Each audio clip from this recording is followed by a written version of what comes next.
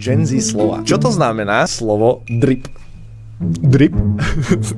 Keď má niekto na sebe dobrý drip. Tak si prižmuril oči, podľa mňa, že to je taký coolový nejaký, že dobrý. Ale čo má na sebe? Drip je niečo vlastne. Outfit tomu hovoríte? Áno. Outfit? Áno. Tak má dobrý outfit. Keď má dobrý drip. Tak je drip. No, či má dobrý drip, či je drip? Nie, má dobrý drip. Má dobrý drip, OK. Myslíte si, že ste Sigma male? Sigma male. Sigma? Či Male? A to male tam bol? Áno, male, to je muž, akože Sigma male. Alebo alfa je, že vodca. A Sigma je akože taký, že on má že vlastnú kolaj. Ako ja mám na 100% vlastnú kolaj, ale verím, že som Sigma man.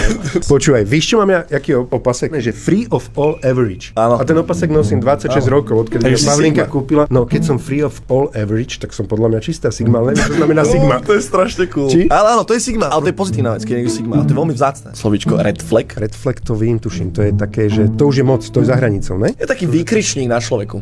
Čo je povedať, tvoj taký red flag? Na kom? Na tebe, že taký výkričník, taký, že... Na mňom? Áno. No ja som sám red flag. Takže to ani nevím, kde nemám red flag.